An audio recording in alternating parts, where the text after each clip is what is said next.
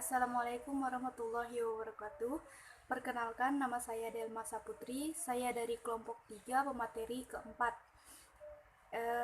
Di sini saya akan membahas tentang implementasi pembelajaran berbasis masalah, kemudian keunggulan dan kelemahan pembelajaran berbasis masalah, serta penilaian pembelajaran berbasis masalah. Baiklah, untuk mempersingkat waktu, saya akan menjelaskan tentang implementasi pembelajaran berbasis masalah. Apa sih itu implementasi? Implementasi itu sendiri adalah penerapan. Bagaimana menerapkannya kepada anak SD atau peserta didik kita nantinya. Jadi implementasi ini adalah penerapan pembelajaran berbasis masalah, di mana kita mengajarkan mereka dengan metode berbasis masalah. Mereka akan memecahkan masalah mereka sendiri. Yang sudah kita buat topik masalahnya apa, nanti kita berikan kepada mereka agar mereka bisa untuk menyelesaikan masalah itu sendiri. Adapun pembelajaran berbasis masalah itu dapat dinyatakan sebagai metode studi kasus, pendekatan pembelajaran berdasarkan pemecahan masalah, di mana anak-anak di sini berpikir untuk memecahkan masalah yang sudah disediakan. Sebelum itu, sebelum masuk ke pembelajarannya, kita di sini akan memberitahu kepada siswa terlebih dahulu tentang tujuan dari metode pembelajaran berbasis masalah ini sendiri. Dan selanjutnya kita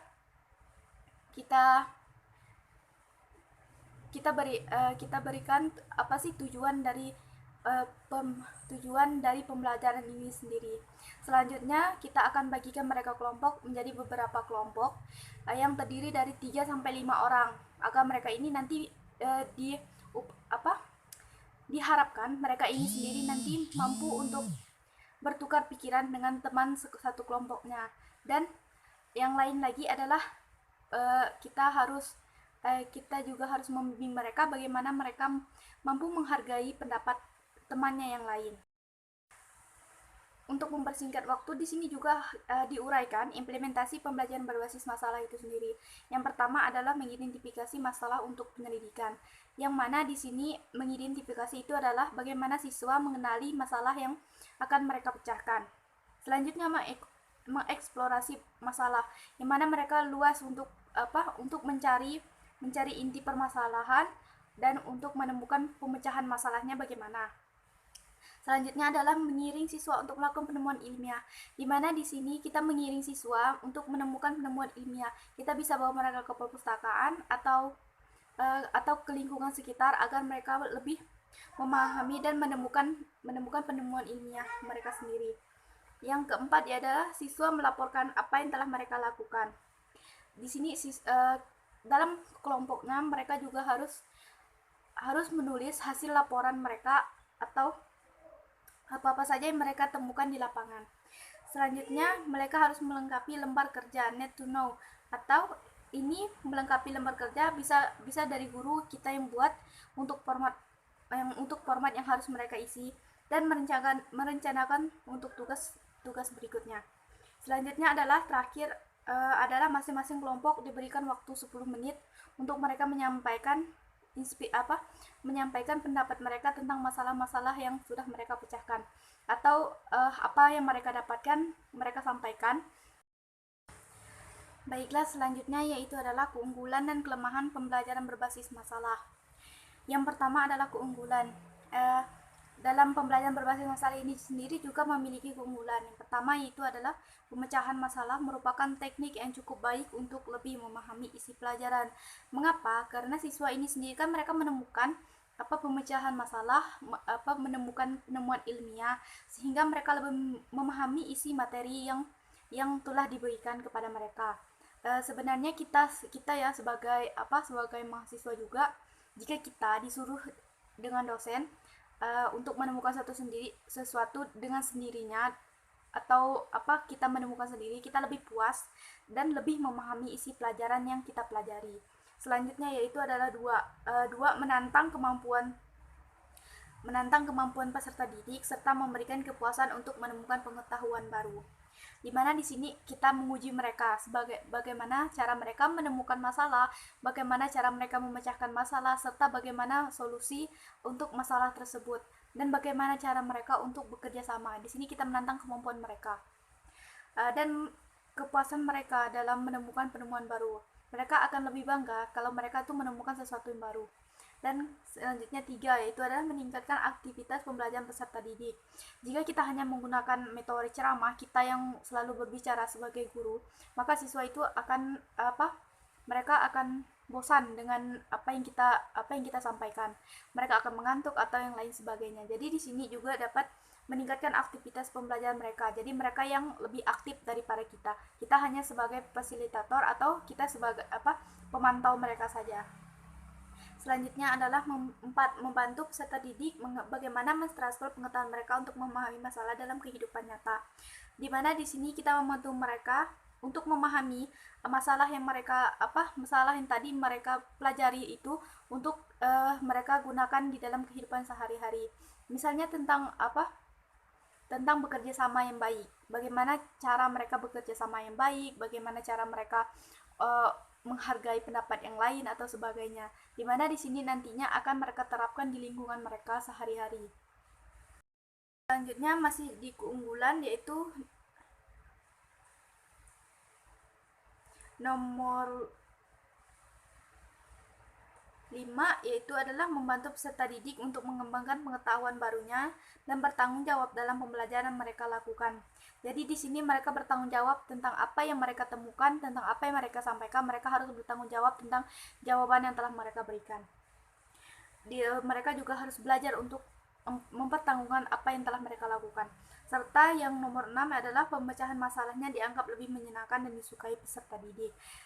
Jikalau mereka menemukan sesuatu sendiri, mereka mencari sesuatu sendiri, mereka akan merasa menyenangkan. Karena mereka tidak hanya terpaku di dalam kelas, namun mereka juga keluar kelas untuk menemukan hal-hal yang baru. Karena sebenarnya di dalam kelas juga membosankan bagi peserta didik jika gurunya sendiri itu tidak bisa membawa suasana kelas. Jadi kalau mereka diberi keluasan untuk ke lapangan atau terjun langsung, mereka akan menyukai pelajaran yang akan mereka pelajari. Serta mengembangkan kemampuan peserta didik untuk berpikir kritis dan mengembangkan kemampuan mereka untuk menyesuaikan dengan pengetahuan yang baru. Di sini mereka harus dalam berbasis masalah ini sendiri, mereka juga harus berpikir yang lebih kritis lagi, atau mereka lebih berpikir tidak hanya tentang pendapat satu orang, tapi mereka juga semuanya harus berpikir bagaimana cara menemukan solusi untuk masalah yang mereka hadapi dan menyesuaikan dengan pengetahuan baru. Bagaimana cara mereka menerima dari pendapat-pendapat teman-teman yang lain, sehingga mereka juga bertukar pikiran. Di situ mereka mendapatkan pengetahuan baru. Dan selanjutnya adalah memberi kesempatan kepada peserta didik untuk mengaplikasikan pengetahuan mereka miliki dalam dunia nyata. Jadi sebenarnya semua ilmu pengetahuan itu sebenarnya tujuannya adalah untuk diaplikasikan ke dalam dunia nyata. Jadi di sini dalam berbasis masalah ini sendiri juga mereka memberi kesempatan kepada peserta didik ini untuk mengaplikasikan ke dunia nyata mereka. Selanjutnya adalah kelemahan. Ada juga kelemahan dari pembelajaran berbasis masalah ini sendiri. Di mana kelemahannya itu adalah yang pertama, siswa tuh enggan untuk mencoba.